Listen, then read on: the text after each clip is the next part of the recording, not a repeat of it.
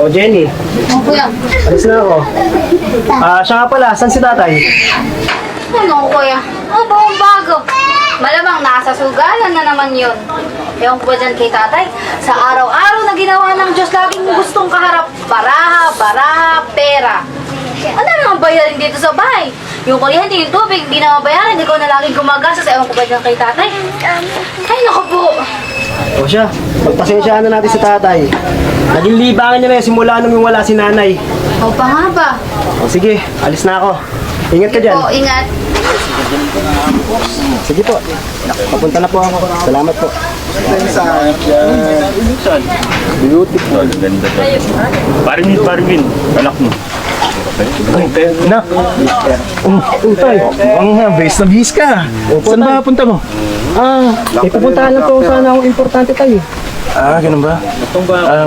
Nak, kasi lalo na si tatay, baka pwedeng pahiram mo muna ako ng pangpuhunan ko.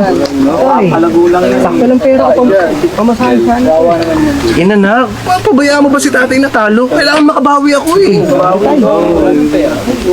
Nak, yung mga pinapanalunan ko naman dyan, binibigay ko sa inyo magkapatid, tapos magdadamatan mo pa ako. Sige na, bigyan mo na ako. Ay, baka ipatalo mo lang to ha. Mananalo nga ako. Ang dami mo namang sinasabi, basta bigyan mo na lang ako. Sige tay, bibigyan ko na po kayo. Ito po tay ha. Tapos pagkatapos nyan, uwi ka na, walang kasama si Jenny sa bahay. Sige na, umalis ka na. Sige tay, una na po ako. Game! Laban na! May pambayad na. Oo naman! Boss, 500 sa'yo. Panalo ka. Nanalo? Galing yung bangka mo.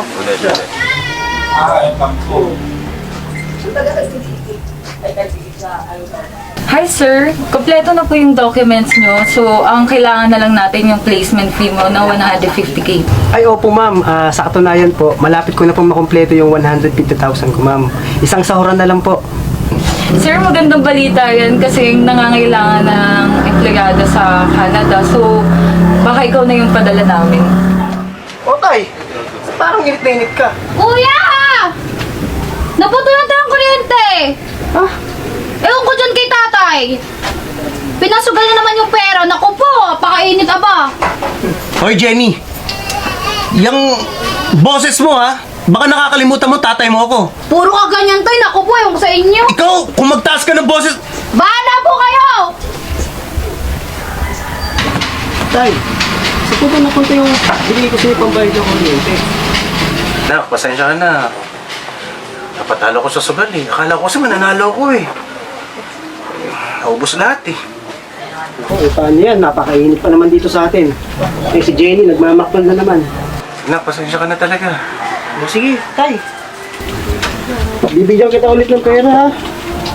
Siguro naman, babayad mo na sa kuryente. Oo na. Baka pasugal mo ulit yun. Hindi. Babayad ko talaga to. Tay, Salamat na ka. taasahan ko yan tay ha. Oo na, sige. Bukas may kuryente na tayo. Salamat. Kaya na ako tay. Teka nga kuya. Kanina pa yung ngiti mo eh ha? Ano meron? Sa totoo niyan, Jenny, meron akong gustong ipagtapat sa'yo. Ano yun? Isang sahuran na lang. Malapit ko na makumpleto yung placement fee ko papuntang Canada. Matutupad ko na yung pangarap natin ni tatay. Nakakapag-aral ka na sa gusto mong school na. Oh, ito na yun! Aahon na tayo! Kuya! Tama ka dyan. Sige. Kaya Jenny, sige. Sa'yo. Alis na ako ha. Si tatay hindi nagsusugal yan. Tandaan mo yan. Sige. Sige, alis. Galingan mo kuya!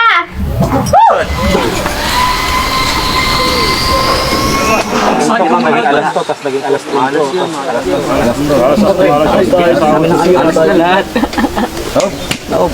Bang Bin! Yung anak mo, nakaalis na. Bas ka na. Ito, magsugal na tayo dito. Ano ka naman eh? Paldo-paldo ko nito. Black pair. 500, 1,000, 2,000. Si Bako. 2,000 kagad? Baka mahuli ka na naman ng anak mo ha. Hindi, wala yan. Mahuli ka. Baka na ng talo. Uy, si Kapitana! Walang tatakbo ha. Ayan pala ang pinagagawa nyo dito. Paring Bin, alam ba yan ng inaanak ko ang ginagawa mo?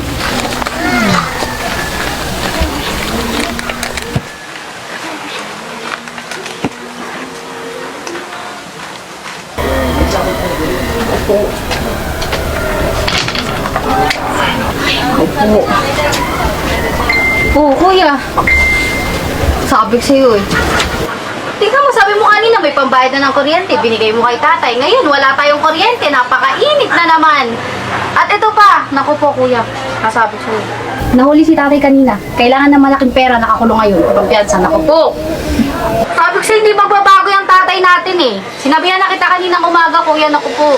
Sabi ko sa'yo, nahuli pa. Wala nang pera, kailangan pang pampiyansa, hindi na nagbago.